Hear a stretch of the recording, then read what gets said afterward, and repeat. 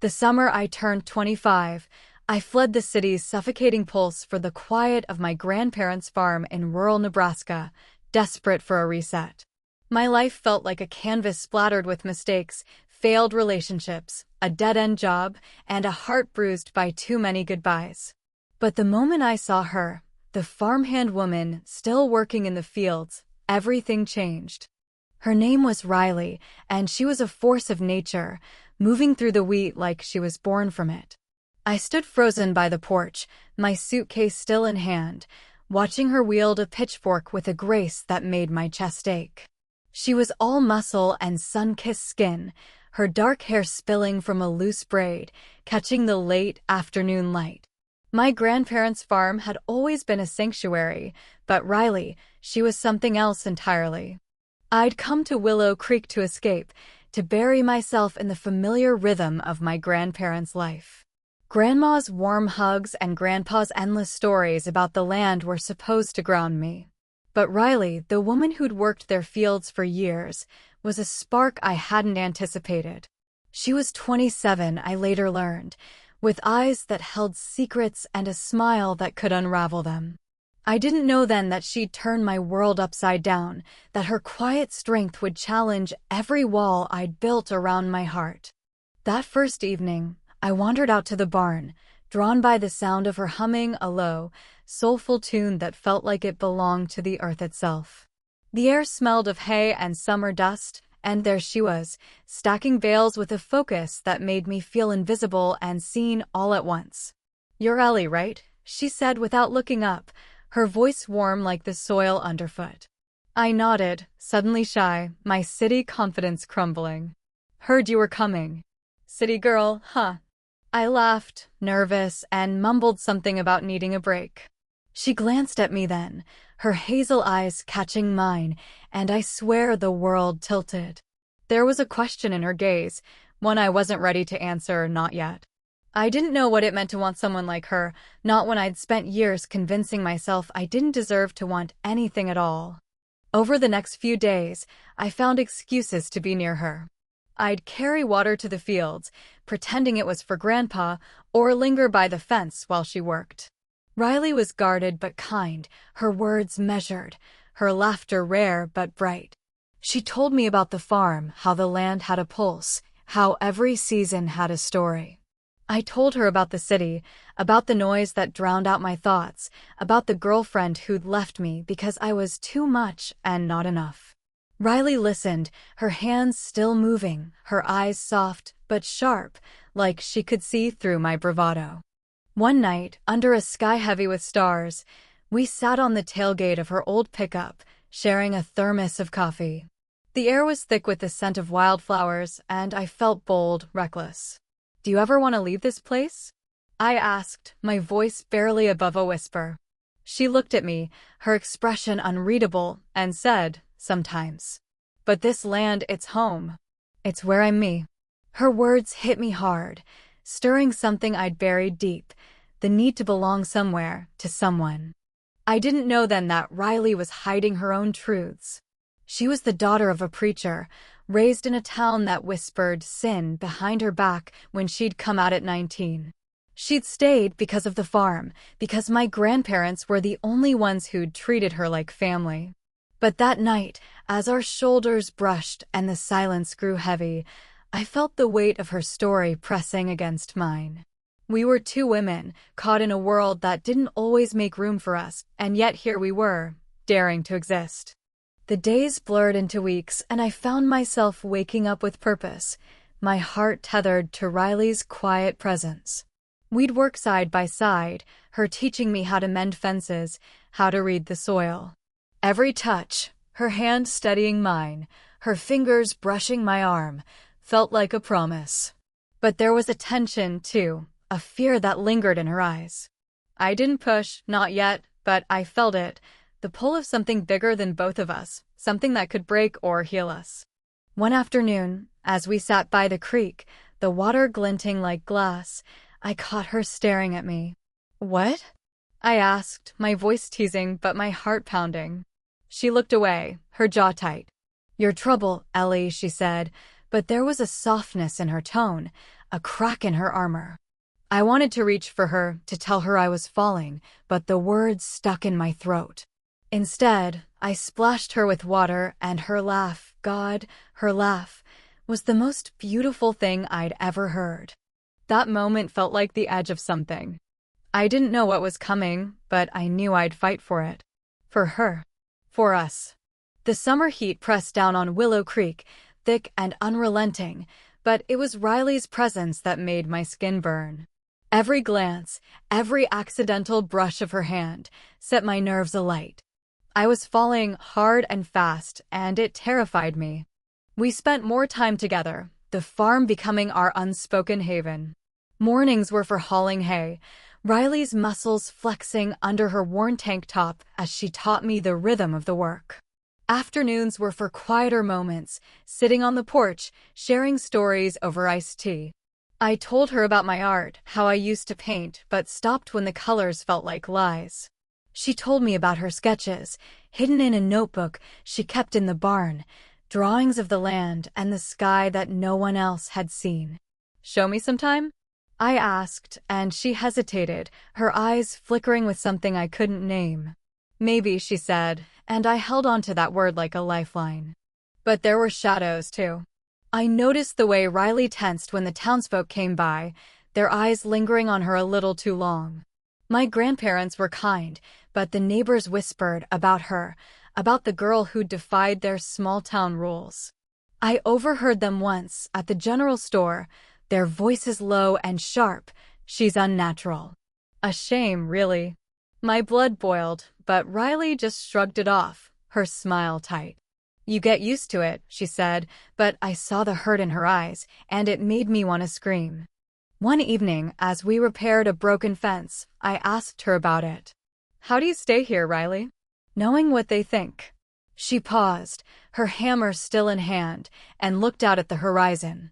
"This farm saved me," she said quietly. "Your grandparents, they gave me a place to be myself. I owe them everything." Her voice cracked, and I wanted to hold her, to tell her she didn't have to carry that weight alone. But I didn't. Not yet. Instead, I threw myself into the work, into her world. I learned the names of the crops, the feel of the soil, the way the wind carried secrets.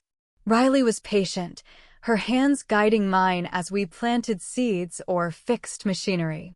Every touch felt electric, and I caught her watching me sometimes, her gaze lingering like she was trying to solve a puzzle. I wanted to tell her I was hers to figure out, but fear held me back. What if I was wrong? What if she didn't feel the same? One night, a storm rolled in, the kind that shook the earth and made the sky roar. We ran to the barn to secure the animals, rain soaking us through. Inside, the air was warm and heavy, the scent of hay mixing with the dampness of our clothes. Riley's hair clung to her face, and I reached out, brushing a strand away without thinking. Her breath hitched, and for a moment, we were frozen, the world outside forgotten. "Ellie," she whispered, and my name on her lips felt like a prayer. But then she pulled back, her expression torn. "We can't," she said, her voice barely audible over the rain. "Not here. Not like this." My heart sank, but I saw the fear in her eyes, not of me, but of something bigger. The town, her past, the weight of being seen. I wanted to argue, to tell her I didn't care what anyone thought, but the words wouldn't come. Instead, I nodded, my throat tight, and we finished our work in silence. The next day, she was distant, her smiles forced. I felt like I'd lost something I hadn't even fully had. But I wasn't ready to give up. I started leaving small gifts for her, a wildflower tucked into her toolbox, a sketch of the barn I'd drawn in secret. She never mentioned them, but I saw the way her eyes softened, the way her fingers lingered on the petals. It was enough to keep me hoping. By the end of the second week, I was sure of one thing. I was in love with Riley. Not the fleeting kind, but the kind that rearranged your soul. I didn't know how to tell her, didn't know if she'd let me. But as we sat by the creek one evening, the water reflecting the fading light, I made a decision. I'd fight for her, for us, no matter what it took. The world could judge us, but I wouldn't let it break us. The tension between us grew like a storm cloud, heavy and inevitable. I could feel Riley pulling away, her walls going up, but every time our eyes met, I saw the truth she couldn't hide. She felt it too, the pull, the need, the impossible want. We kept working together, the farm demanding our focus. But the air was charged now, every moment laced with unspoken words. I caught her watching me as I carried buckets of feed, her gaze lingering on my hands, my face. I wanted to ask her what she was thinking, but fear kept me silent. What if I pushed too hard? What if she ran? One afternoon, as we cleaned the horse stalls, I found her sketchbook, left open on a bale of hay. The pages were filled with drawings of the farm, rolling fields, the barn at sunrise, the creek we loved. And then, tucked in the back, a sketch of me. My breath caught. It was raw, unguarded, my face captured in soft pencil strokes, my eyes bright with something I hadn't seen in myself for years: hope. I looked up, and Riley was there, her face flushed. "You weren't supposed to see that," she said, reaching for the book. I held it out of reach, my heart racing. "Why not? It's beautiful." She looked away, her jaw tight, but I stepped closer. "Riley, talk to me. Please." For a moment, I thought she'd shut me out again. But then she sighed, her shoulders slumping. "I don't know how to do this, Ellie," she said. "Not here. Not with you leaving soon." Her words hit like a punch. I hadn't thought about leaving, not really. The city felt like a distant memory, my old life a shadow compared to this. "What if I stayed?" I asked, my voice trembling. She looked at me, her eyes wide, and for a moment, I thought she'd say yes. But then she shook her head. "You don't know what it's like here. The way they talk. The way they look at me." I wanted to tell her I didn't care, that I'd face it with her. But before I could, Grandpa called us for dinner, and the moment slipped away. That night, I lay awake, replaying her words, her fear. I knew what it meant to hide, to shrink yourself to fit someone else's idea of right. I'd done it for years, dimming my light to avoid judgment. But Riley, she made me want to be brave. The next day, I found her in the barn, repairing a tractor. I didn't hesitate. I walked up, my heart in my throat, and said, "I'm not leaving, Riley. Not unless you tell me to."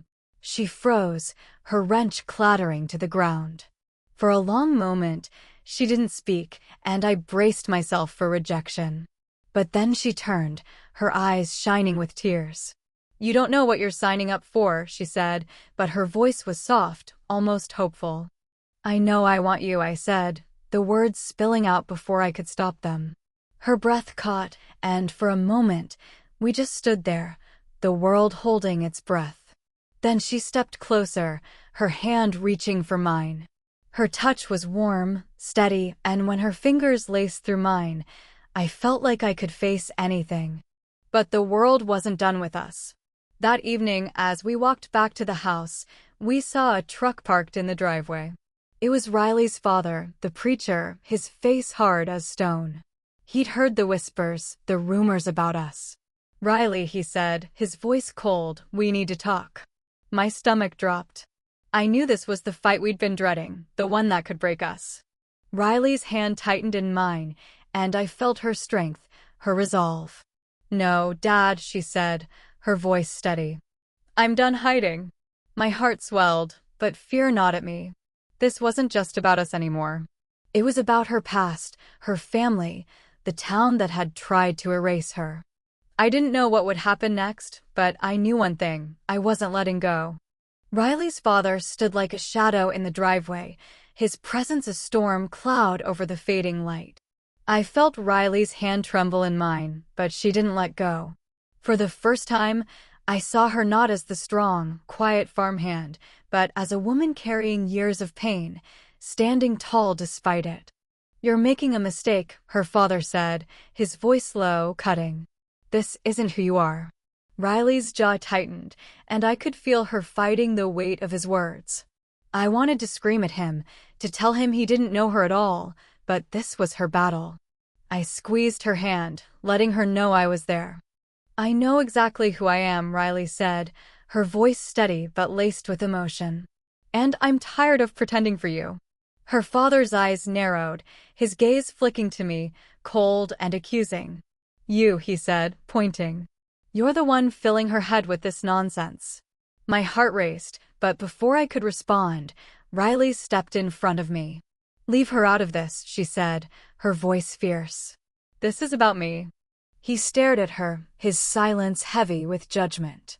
Then he turned and got back in his truck, the engine roaring as he drove away. Riley's shoulders sagged, and I pulled her into my arms, her body shaking against mine. I'm sorry, I whispered, but she shook her head. Don't be, she said. I needed to do that. That night, we sat on the porch, the air cool and quiet. Riley told me about her childhood, growing up under her father's strict rules, hiding who she was, losing friends when she came out. I thought I could stay here and just exist, she said. But then you showed up, and now I want more. Her words lit something in me, a hope so bright it scared me. I leaned in, my forehead touching hers, and for the first time, I felt like we could build something real. But the town wasn't as kind as my grandparents. Word spread fast, and the whispers turned to glares. At the market, people stared, their voices hushed but sharp. City girl's trouble, I heard one woman mutter. Poor Riley, caught up in it. I wanted to protect her, to shield her from their cruelty, but Riley just held her head high. Let them talk, she said, but I saw the strain in her eyes. We found refuge in the small moments, late nights in the barn, her teaching me to dance to an old radio, our laughter echoing in the dark. One evening, as we lay in the hayloft, staring at the stars through a crack in the roof, I told her I loved her. The words slipped out, raw and true, and I braced myself for her to pull away. But she didn't. She turned to me, her eyes shining, and said, I love you too, Ellie. God help me, I do. Those words changed everything. We were no longer just two women stealing moments. We were a promise, a future. But the world outside the farm was closing in. One morning, we found a note taped to the barn door. Leave, or you'll regret it. My blood ran cold, but Riley just tore it down, her face set. They don't get to win, she said, but I saw the fear in her eyes, and it mirrored my own. We told my grandparents, expecting disappointment, but Grandma just hugged us both. Love is love, she said, her voice firm. You two hold on to each other. Grandpa nodded, his eyes kind. This farm's seen worse storms than this. Their support gave us strength, but the threat lingered, a shadow we couldn't shake. As the days passed, we grew bolder, walking hand in hand, refusing to hide. But I knew the fight wasn't over. The town was watching, and Riley's father wasn't done. I didn't know what was coming, but I knew we'd face it together. For the first time in my life, I wasn't running. I was standing still, for her. The note on the barn door wasn't the last of it. The threats grew. Slashed tires on Riley's truck, a broken window in the barn, whispers that felt like knives. But Riley refused to bend, and I refused to let her face it alone. We started taking precautions, locking the barn at night, checking the fields for anything out of place. My grandparents were our anchors, their quiet strength a reminder that we weren't alone. But the tension was suffocating, and I could see it wearing on Riley. Her smiles were rarer, her eyes shadowed with worry. I wanted to fix it, to make the world safe for her, but all I could do was hold her hand and promise I wasn't going anywhere. One night, as we sat by the creek, the water dark and still, Riley broke the silence. What if we left? She asked, her voice barely audible. Just you and me, somewhere new. I looked at her, stunned. The farm was her home, her heart. But her eyes were pleading, and I realized she was scared, not just for herself, but for me. I'd go anywhere with you, I said, and I meant it. But the thought of running felt like giving up, and I wasn't ready for that. The next day, we found another note. This one slipped under the farmhouse door. You're not welcome here. My blood boiled, but Riley just crumpled it, her face hard. They want to fight, they'll get one, she said. I admired her fire, but I was terrified. This wasn't just about us anymore. It was about a town that refused to let her be. We decided to confront the problem head-on. Riley knew who was behind it, a group of men from her father's church, men who'd always seen her as a threat. We went to the church, my heart pounding as we faced her father and his followers.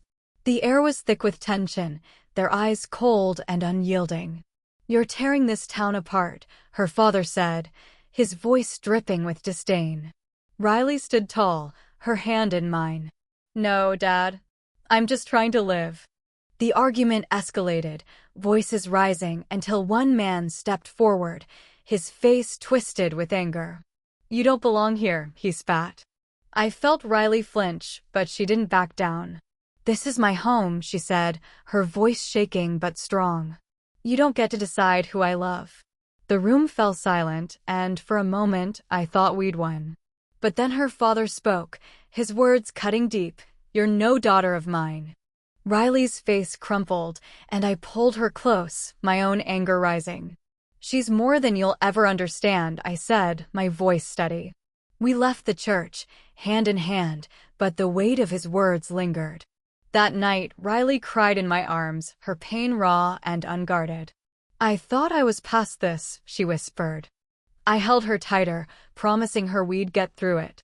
The next morning, we woke to find the barn painted with slurs, red letters screaming hate. My grandparents were furious, vowing to stand by us, but I saw the fear in Riley's eyes. "Maybe they're right," she said, her voice hollow. "Maybe I don't belong." I grabbed her shoulders, forcing her to look at me. "You belong with me," I said. "And I'm not letting them take that away." We cleaned the barn together, scrubbing away the hate, but the scars remained.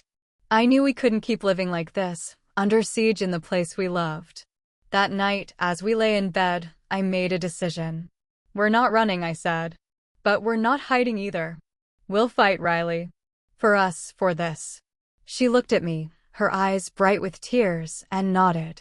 "For us," she said, and kissed me, soft and fierce, like a vow. The fight for us became a fight for something bigger. Riley and I weren't just defending our love.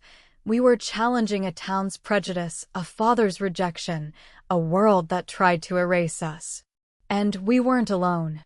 My grandparents rallied the few allies we had, farmers who'd known Riley since she was a kid, neighbors who'd quietly admired her strength.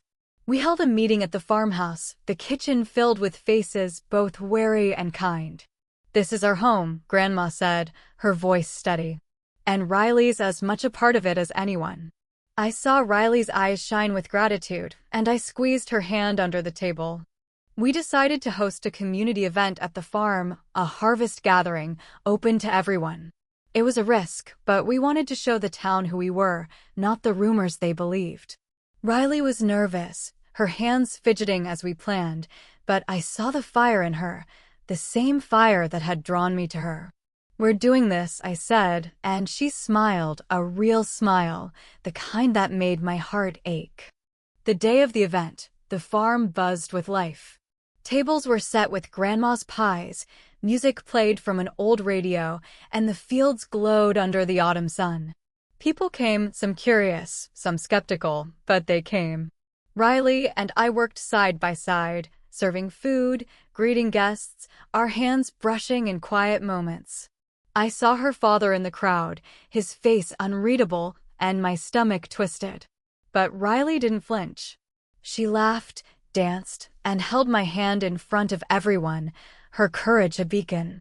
As the night wore on, a few men from the church approached, their eyes hard. "This doesn't change anything," one said, his voice low. Riley stepped forward, her voice clear. "It changes everything. I'm not hiding anymore." The crowd went quiet, and I felt the weight of their stares. But then Grandma stepped in, her voice sharp.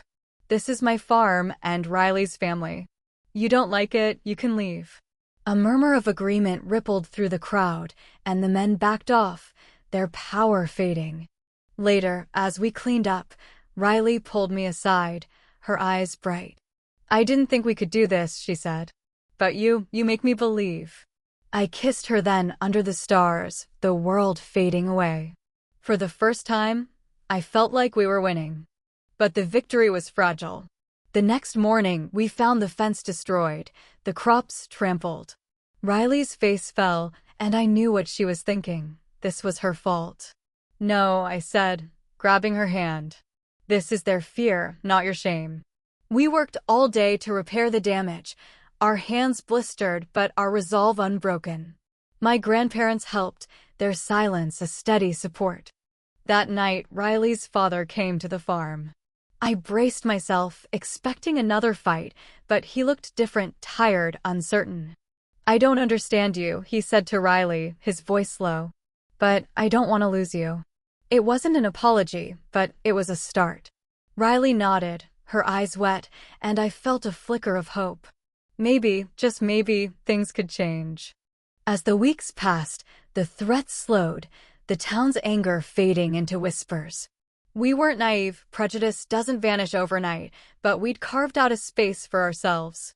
Riley and I grew stronger, our love a quiet rebellion. We talked about the future, about staying on the farm, about building a life together. For the first time, I believed it was possible. Fall settled over Willow Creek, the fields golden and the air crisp with promise. Riley and I had fought for our place here, and though the scars remained, so did our love, fierce, unyielding, and ours. We spent our days rebuilding, not just the farm but ourselves. Riley's sketches filled the barn, her art a quiet defiance against the hate we'd faced. I started painting again, my canvases alive with the colors of her world, wheat fields, her smile, the creek at dusk. My grandparents watched us with pride, their home a sanctuary for the life we were building. Riley's father didn't come around often, but when he did, there was a softness in him, a crack in the wall he'd built.